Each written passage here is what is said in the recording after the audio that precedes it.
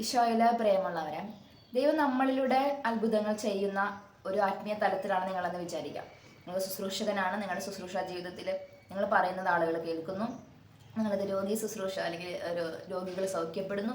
വലിയ വലിയ അത്ഭുതങ്ങൾ മുതൽ മാനസാന്തരം ഉൾപ്പെടെയുള്ള അത്ഭുതങ്ങൾ ഉണ്ടെന്ന് വിചാരിക്കാം. ഇതൊക്കെ ചെയ്യുമ്പോൾ സ്വാഭാവികമായിട്ട് നമുക്ക് തോന്നാവുന്ന ഒരു കാര്യമുണ്ട്, നമ്മളിലൂടെ ഒരു ദൈവിക പ്രവൃത്തി ഭൂമിയിൽ നടക്കുകയാണ്. നമ്മളിവിടെ ഒരു മാധ്യമം മാത്രമാണ്, ദൈവത്തിന് പ്രവർത്തിക്കാൻ ഒരു മാധ്യമമായിട്ട് പ്രവർത്തിക്കും, മീഡിയം മാത്രമാണ് നമ്മൾ. പക്ഷെ നമുക്ക് എപ്പോഴെങ്കിലും ഒക്കെ നമ്മളിലൂടെ ഒരാൾ സൗഖ്യപ്പെട്ടു, ഇത്രയും പേര്, ഇപ്പം എൻ്റെ കാര്യം പറഞ്ഞാൽ ഇത്രയും പേരെൻ്റെ വീഡിയോ കണ്ടു, ഒരു കുറച്ച് പേര് ഇത്രയും നാളായിട്ട് ചെയ്യുന്നത് കൊണ്ട് കുറച്ച് പേര് എൻ്റെ വീഡിയോ കണ്ടു, അവരൊക്കെ നല്ല കമൻറ്റുകൾ എഴുതുന്നു, അല്ലെങ്കിൽ കുറേ പേര് എന്നെ അനുഗ്രഹിക്കുന്നു. സോ ഇത് 1% എൻ്റെ ഉള്ളിൽ ഉണ്ടാക്കാൻ സാധ്യതയുള്ള ഒരു ഞാനെന്ന ബോധമുണ്ടല്ലോ, ഈ സംഗതി ആത്മീയതയിൽ വളരെ അപകടകാരിയാണ്. ഈ ആത്മീയ അഹങ്കാരം എന്നൊക്കെ പറഞ്ഞിട്ട് ഉദ്ദേശിക്കുന്ന ഇതാണെന്ന് അറിയില്ല, പക്ഷെ ആത്മീയതയിൽ നിലനിൽക്കുന്ന ഏതൊരു മനുഷ്യനും ഒരു അഹങ്കാരത്തിനുള്ള സാധ്യതയുണ്ട്. അപ്പം അവന് തോന്നാം അൾട്ടിമേറ്റ് പവറായ ദൈവമാണ് എന്നിലൂടെ പ്രവർത്തിക്കുന്നത്.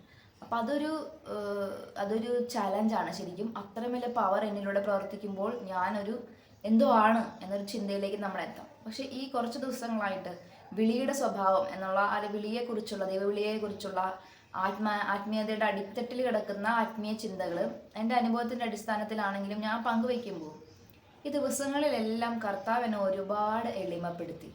എന്തുമാത്രം കുറവുള്ള ഒരാളാണ് ഞാൻ എന്ന് ദൈവം എന്നെ ഓരോ സെക്കൻഡും എന്നോട് ആരോ പറഞ്ഞു തരുന്ന പോലെ എനിക്ക് ഫീൽ ചെയ്യുവാണ്. അതായത് നിങ്ങളെനിക്ക് നല്ലത് പറയുമ്പോഴും വീഡിയോ ആളുകൾ കാണുമ്പോഴും അല്ലെങ്കിൽ എന്നിലൂടെ എന്തെങ്കിലുമൊക്കെ ഒരു ദൈവിക പ്രവൃത്തി നടക്കുമ്പോഴും എൻ്റെ ഉള്ളിൽ എൻ്റെ ഒരു നിലവിളിയാണ്, ഒരു സങ്കടമാണ്, അല്ലെങ്കിൽ കരച്ചിലാണ് വരുന്നത്. എന്തുമാത്രം കുറവുള്ള ഒരാളാണ് ഞാൻ. അതൊരു പരിശുദ്ധാത്മയുടെ ഇടപെടൽ തന്നെയാണ്, സത്യമാണ്. ഒരുപാട് കുറവുള്ള ഒരാളാണ് ഞാൻ. പക്ഷെ അതെനിക്ക് അറിയാമായിരുന്നെങ്കിലും ഒരു ശുശ്രൂഷ ചെയ്യുന്ന സമയത്ത് അത് നമ്മുടെ ആത്മാവിൽ ഭയങ്കര ശക്തമായിട്ട് അതങ്ങനെ പ്രതിഫലിച്ച് കാണും. അതായത് ഇപ്പം എൻ്റെ ഒരു മെൻ്റൽ സ്റ്റേറ്റിൽ നിൽക്കുമ്പോൾ എൻ്റെ ആത്മീയ അവസ്ഥ എന്ന് പറയുന്നത് ഒരുപാട് കുറവുള്ള ഒരാളാണ്. ദൈവം എന്നോട് അതിരറ്റ കരുണ കാണിച്ചിട്ടാണ് കർത്താവ് എന്നെ അവിടുത്തെ സന്നിധിയിൽ നിർത്തിയിരിക്കുന്നത്.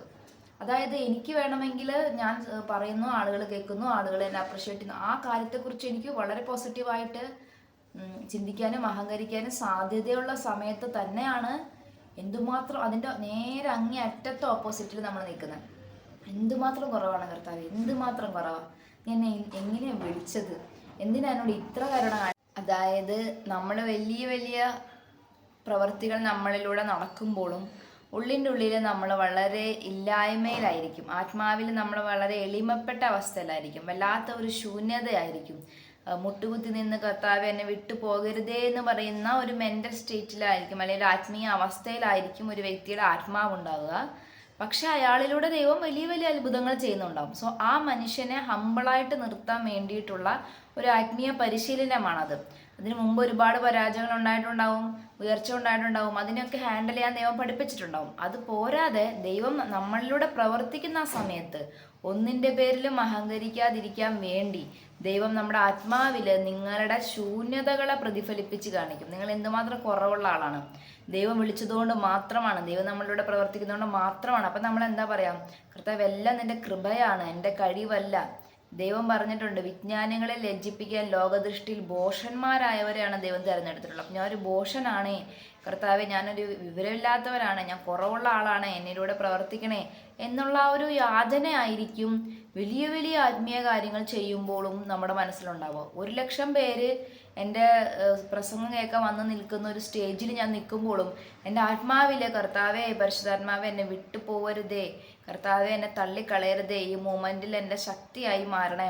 അത് ആ വ്യക്തിയുടെ ശക്തി അല്ലെന്നാണ് പറഞ്ഞത്. ആ ഒരു വ്യക്തിയുടെ പവർ അല്ല അവിടെ വർക്ക് ചെയ്യുന്നത്, ആ വ്യക്തിയുടെ പ്രവൃത്തിയല്ല അവിടെ വർക്ക് ചെയ്യുന്നത്, ആ വ്യക്തിയിലേക്ക് വരുന്ന ദൈവത്തിൻ്റെ കൃപയാ. ആ കൃപ നിലനിർത്താൻ വേണ്ടി നമ്മുടെ ആത്മാവിൽ എളിമ വേണം. എപ്പോഴെങ്കിലും ഒരു മൊമെൻറ്റിൽ ഇതൊക്കെ ഞാൻ ചെയ്യുന്നതല്ലേ, ഞാൻ പറയുന്നതല്ലേ എന്നൊരു തോട്ടിലോട്ട് വന്നാൽ വലിയ ദൈവകൃപ നമുക്ക് നഷ്ടമാവും. പിന്നെ നമുക്ക് അത് ദൈവത്തിൻ്റെ പ്രസൻസിന് ചേർന്നതല്ല. ഒരു അഹങ്കാരത്തിലേക്ക് പോയാൽ ദൈവിക പ്രവൃത്തികൾ അവിടെ സംഭവിക്കാതാവും. കാരണം ദൈവത്തിന് നമ്മുടെ മഹത്വം അല്ല ലോകത്തോട് പറയേണ്ടത്, ദൈവത്തിൻ്റെ നാമമാണ് മഹത്വപ്പെടേണ്ടത്, ദൈവത്തിൻ്റെ പ്രവൃത്തിയാണ് അവിടെ നടക്കേണ്ടത്. ഞാനെന്ന വ്യക്തിക്ക് അത്ഭുതങ്ങൾ ചെയ്യാനോ പ്രസംഗിക്കാനോ ഒന്നുമുള്ള കഴിവുണ്ടാവണമെന്നില്ല. എനിക്ക് ഈ പറയാനുള്ളതൊരു ടാലൻ്റ് അല്ല, അതൊരു ഗ്രേസ് ആണ്. അവിടെ ഗ്രേസ് ആണ് മറിക്കേണ്ടത്. അത് ഞാൻ ചെയ്യുന്നു എന്നൊരു തോട്ടിലോട്ട് വന്നു കഴിഞ്ഞാൽ അവിടെ ദൈവിക പ്രവർത്തികൾ നടക്കാതായിരിക്കും. അതുകൊണ്ട് ഇത്രയേ ഉള്ളൂ. ദൈവം നിങ്ങളിലൂടെ വലിയ പ്രവൃത്തികൾ ചെയ്യും. രോഗാവസ്ഥയിലുള്ളവരെ രക്ഷിക്കും. പലരും മാനസാന്തരപ്പെടും. പക്ഷെ അപ്പോഴെല്ലാം നമ്മുടെ ഉള്ളിൻ്റെ ഉള്ളിൽ നമ്മൾ കർത്താവെ ഞാൻ കുറവുള്ള ആളാണേ എന്ന് പറയുന്ന ഒരു മെൻ്റൽ അവസ്ഥയിലായിരിക്കും നമ്മൾ നിൽക്കുക. നമ്മൾ ഓരോ അത്ഭുതങ്ങൾക്ക് ശേഷവും ഓരോ പ്രസംഗത്തിന് ശേഷവും നമ്മൾ കർത്താവെ എന്നോട് ക്ഷമിക്കണേ, എൻ്റെ പാപങ്ങൾ എന്നോട് പൊറുക്കണേ, അങ്ങനെ നമുക്ക് പറയാൻ പറ്റുള്ളൂ. എന്തോ ഒന്ന് ചെയ്തു എന്നുള്ള ഒരു അവസ്ഥയിലേക്ക് നമ്മുടെ ആത്മാവിൻ്റെ ചിന്ത എത്തില്ല. അത് ദൈവം തന്നെ നമ്മളെ ഹമ്പിളായിട്ട് നിർത്തുന്നതാണ്. കാരണം ഇവിടെ എൻ്റെ നാമമല്ല പ്രഘോഷിക്കപ്പെടേണ്ടത്, ഞാനല്ല ഇവിടെ പ്രശംസിക്കപ്പെടേണ്ടത്, എന്നിലൂടെ വരുന്ന ദൈവകൃപയാണ്. അപ്പോൾ കേൾവിക്കാരനെയും നമ്മൾ ദൈവത്തിലേക്കാണ് കൊണ്ടുപോകേണ്ടത്, നമ്മളിലേക്കല്ല. കാരണം നാളെ ഒരു ശക്തമായ പ്രലോഭനമുണ്ടായി ഞാൻ വീണുപോയാൽ എനിക്ക് ചുറ്റുമുള്ള ജനവും വീണുപോകാൻ പാടില്ല.